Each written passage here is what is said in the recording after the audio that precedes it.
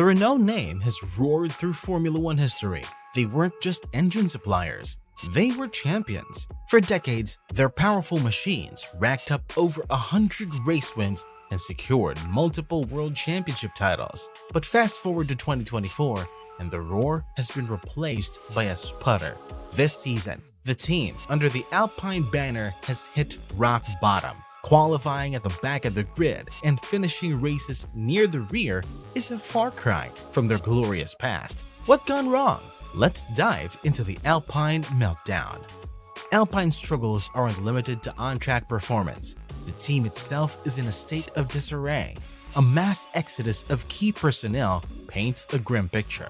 Both the technical director and head of aerodynamics, who have critical roles in car development, have thrown in the towel. This follows hot on the heels of championship-winning engineer Bob Bell leaving his advisory position. Bell's departure, particularly after describing it as a massive loss for Alpine, raises serious questions about the team's direction and technical capabilities. The on-track results are a brutal reflection of these internal problems. Qualifying at the back of the grid in Bahrain, the season opener, was a humiliating start. Finishing at a lowly 17th and 18th confirmed their worst fears. They were the slowest team on the grid.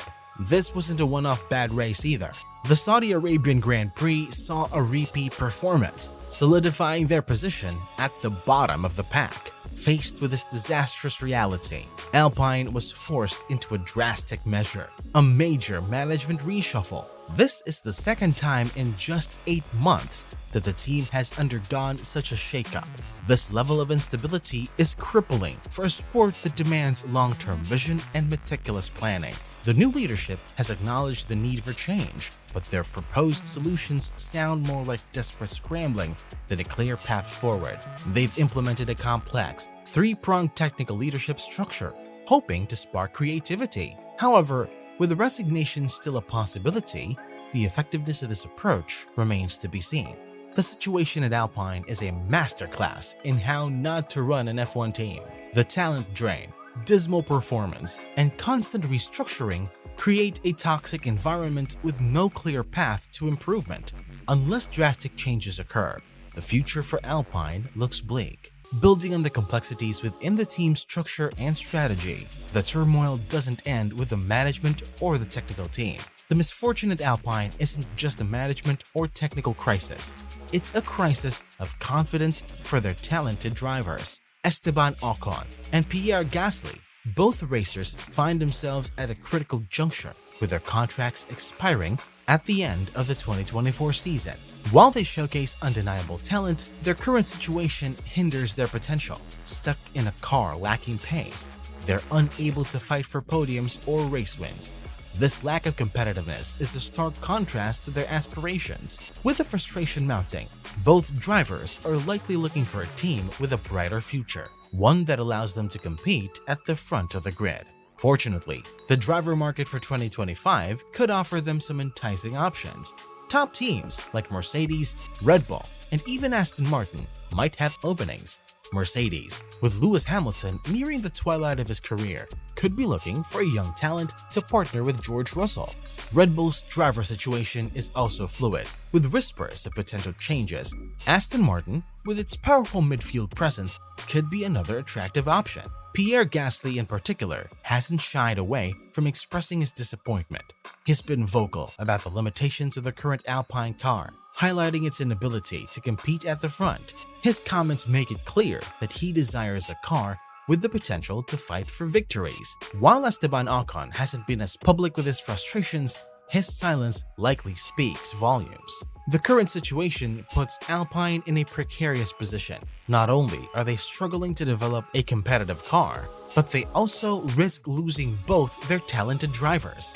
With their contracts expiring soon, the upcoming months will be crucial. If Alpine fails to show significant improvement, Ocon and Gasly might be tempted by the siren song of a top team, leaving Alpine in a talent void on top of their existing struggles.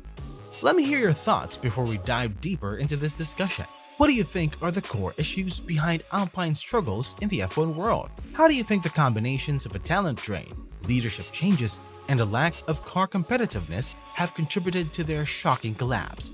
Share your insights, and let's discuss what Alpine could potentially do to turn their fortunes around. Please feel free to comment on your thoughts and opinions below, and then we can continue exploring the multifaceted crisis facing Alpine in Formula One.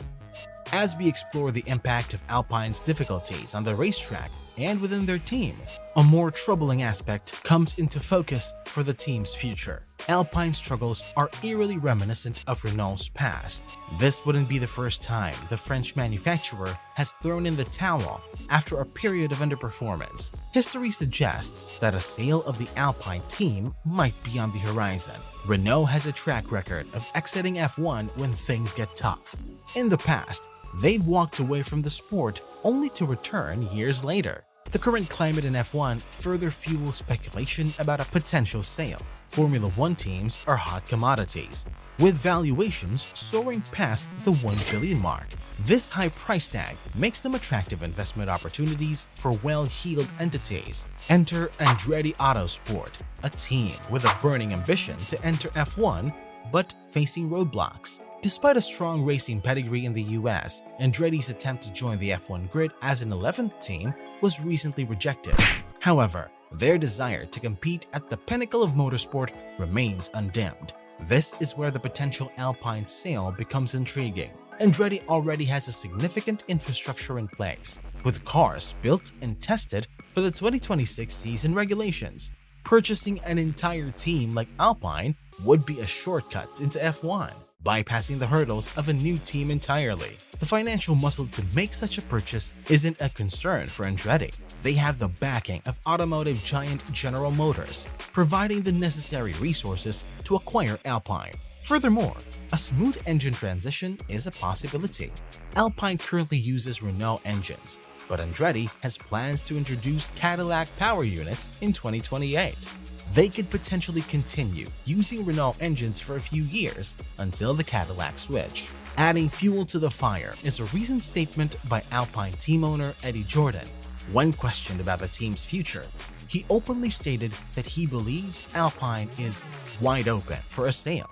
His comments suggest that Renault might be tired of the financial burden associated with a struggling team, especially with the significant costs involved in developing the 2026 engines. All these factors point towards a potential sale of Alpine. Andretti appears to be the perfect buyer with the ambition, resources, and existing infrastructure, with Alpine's ownership seemingly open to the idea. The upcoming months could see a significant shakeup in the F1 landscape, with Andretti finally securing their long-awaited entry into the sport. The future of Alpine hangs in the balance. A sale to Andretti seems increasingly likely, offering both parties a chance to rewrite their F1 narratives.